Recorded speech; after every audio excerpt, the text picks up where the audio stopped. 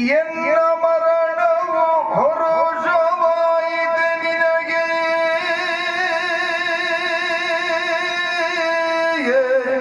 ಭೀಮಸೇನ ಎರೆಯ ಕೇಳೈ ಎನ್ನ ಮರಣವು ಹರುಷವಾಯಿತೆ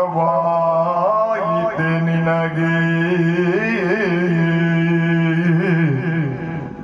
ನೀವಿನ್ನರಸನಾಜ್ಞೆಯ ಮೀರದಿಹು ದೈವರುಗಳೊಂದಾಗಿ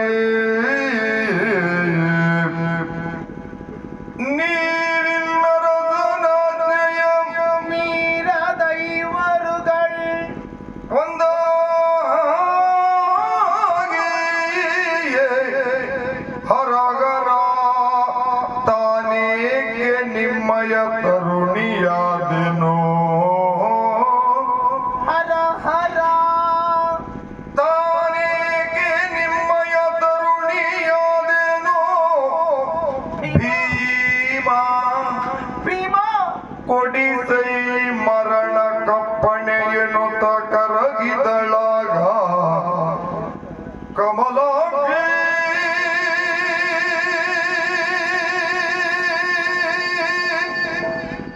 ಆ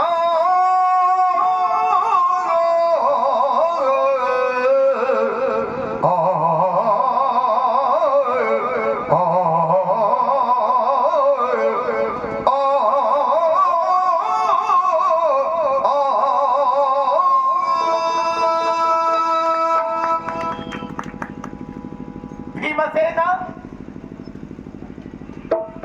ಭೀಮಸೇನ ಭೀಮ ಭೀಮ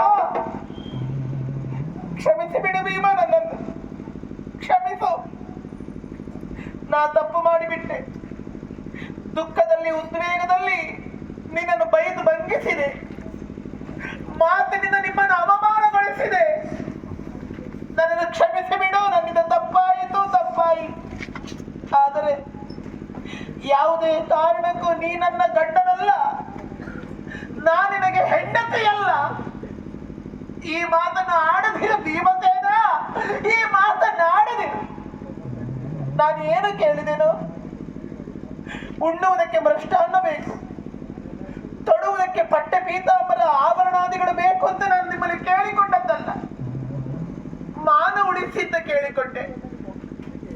ಯಾವುದನ್ನು ಕಳೆದುಕೊಂಡರೆ ಮತ್ತೆ ಸಂಪಾದಿಸುವುದಕ್ಕೆ ಸಾಧ್ಯ ಇಲ್ಲವೋ ಅಂತಹ ಮಾನ, ಪ್ರಾಣಕ್ಕಿಂತಲೂ ಮಿಗಿಲಾದುದು ಮಾನ. ಅಂಥದ್ದನ್ನು ಉಳಿಸಿಕೊಡು ಅಂತ ಕೇಳಿದ್ರೆ ಇಷ್ಟು ನಿಷ್ಠನಾಗಿ ವರ್ತಿಸುತ್ತಿರುವೆಯ? ಬೇಡ ಭೀಮಸೇನ, ನಿನ್ನ ನುಡಿದು ಈ ಪ್ರಪಂಚದಲ್ಲಿ ನಾನು ಬದುಕಿರಲಾರೆ. ನೀವು 5 ಜನ ಅಣ್ಣ ತಮ್ಮಂದಿರ ಜೊತೆಯಾಗಿ ಬದುಕಬೇಕಾದವರು, ಬಾಳಬೇಕಾದವರು.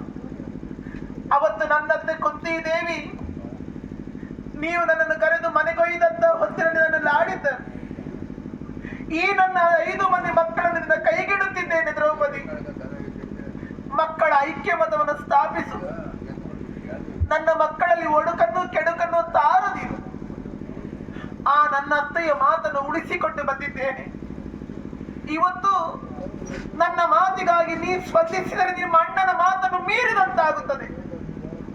ಬೇಡ ಭೀಮಸೇನ, ಈ ಹತಭಾಗ್ಯಳಾದಂತಹ ದ್ರೌಪದಿಗಾಗಿ ನೀವು ಅಣ್ಣ ತಮ್ಮಂದಿರು ಬೇರೆಯಾಗುವುದು ಬೇಡ. ನೀವು 5 ಮಂದಿ ಸುಖವಾಗಿರಿ. ದೌರ್ಭಾಗ್ಯಳಾದಂತಹ ನಾನೇ ನಿಮ್ಮ ಹೆಂಡತಿಯಾಗಕೂಡದಾಗಿತ್ತು.